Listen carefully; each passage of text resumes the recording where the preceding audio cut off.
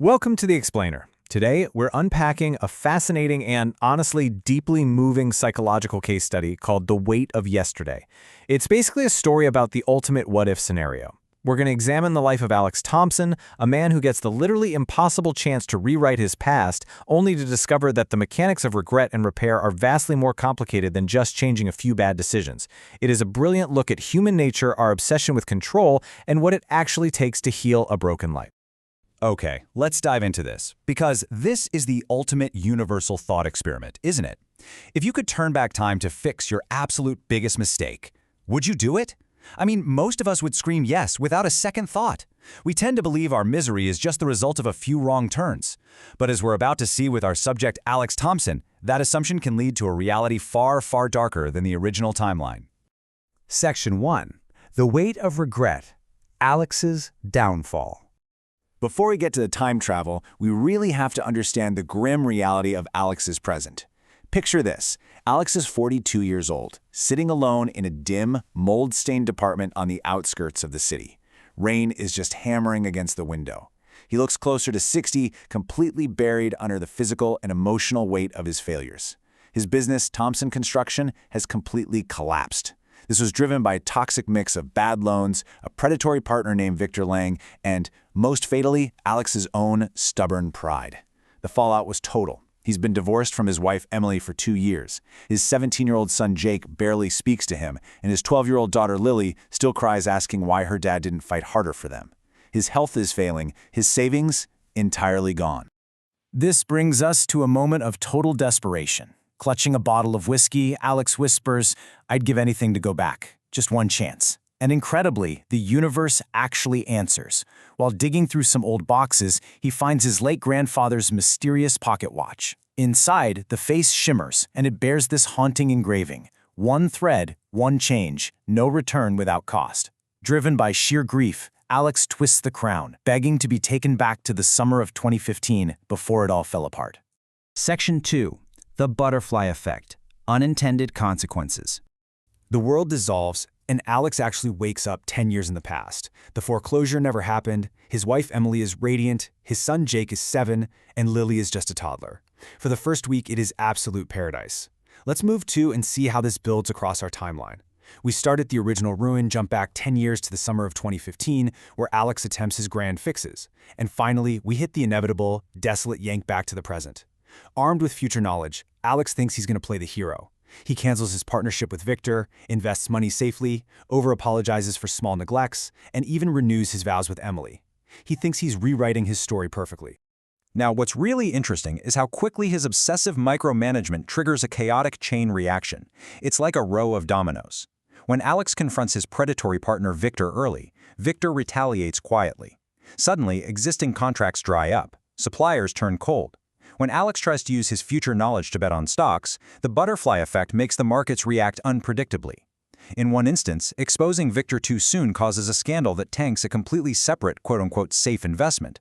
By pulling one thread, the whole tapestry begins to unravel, and Alex's debts mount in brand new, terrifying ways. To compensate, Alex just starts working these frantic, paranoid hours to keep this fragile alternate timeline from collapsing.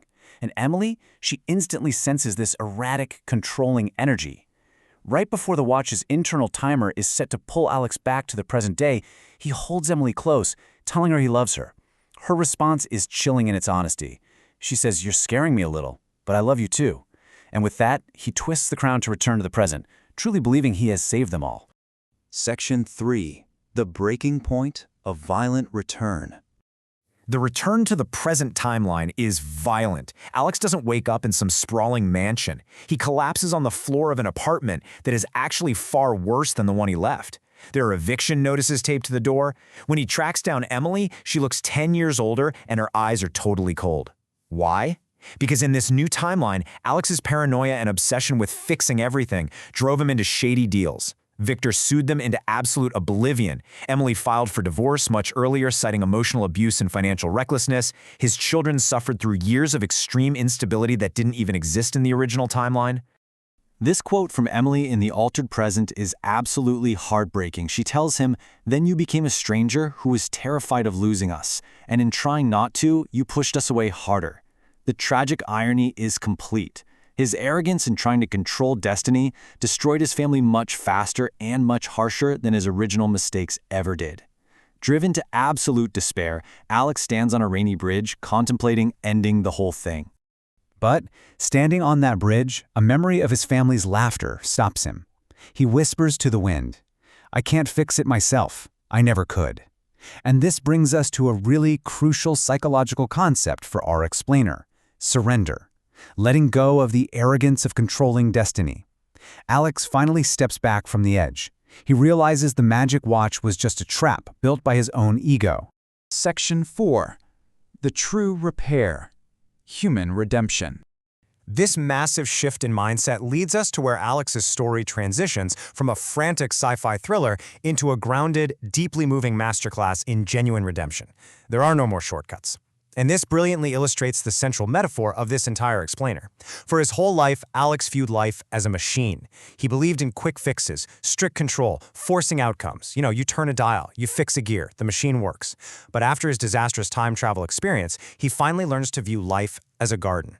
A garden requires patience. You tend to it. You allow time for things to grow. You can't just scream at a seed to make it bloom faster. So what does tending the garden actually look like in practice? Alex takes a menial night shift job at a warehouse. He starts attending free community counseling, doing the really hard emotional labor. Eventually, an old client, Mr. Harlan, remembers Alex's past integrity and offers him a modest job directing a community trust. Alex begins teaching basic construction skills to at-risk youth. Notice the theme here? It's all consistent, egoless action. There's no magic, just manual labor and steady community service. Months into this quiet ruin and slow rebuild, his son Jake tentatively reaches out. They agree to meet in a public park, with Emily watching from a safe distance. Alex doesn't beg for them back. He just says he wants to be a father who doesn't disappear. Emily studies him and says, "You're different now. Not the frantic man. You seem surrendered. It's strange." She instantly recognizes that monumental shift from the machine mindset to the garden mindset. So, the crucial point is the emotional payoff that happens a full year later. Alex is hosting a barbecue at the community center. His son has built a birdhouse. His daughter is dancing. Emily sits next to him on a bench overlooking the gardens and shares this incredible realization: I see the man I fell in love with, not the one trying to force the world to bend, the one who shows up, even when it's hard. This is the core of true repair. It's not about executing a flawless plan. It's just about consistency and presence. Now we arrive at the powerful climax of our case study. 2.5 years after the watch first activated, Alex is standing in the backyard of a modest home he now shares with his reunited family. In his pocket, the magic watch begins to glow again. It's offering him another chance to go back. But instead of using it, Alex opens the watch, pulls out the mechanism, and buries it beneath a stubborn rose bush that Emily had planted. As he buries it, he whispers, "No more shortcuts. Thank you for the lesson." You see, his rebuilt present isn't the grand, wealthy life he originally wanted to salvage back in 2015. It's entirely different. But it is infinitely better, because it was genuinely earned, not stolen from time. He surrendered his need for control, and by doing that, he allowed genuine love and trust to regrow at its own natural pace. Which leaves us with this final, provocative thought for you to take away from this explainer. What are you trying to force in your own life that actually just needs time to grow? Are you looking for a magic watch, a quick fix, a way to play God with your circumstances? Alex Thompson's journey reminds us that life isn't a machine to be hacked. It's a garden to be tended. Sometimes the absolute bravest thing you can do is put down the tools, stop trying to force the outcome, and simply commit to showing up. Thank you so much for joining me on this explainer, and I'll see you in the next one.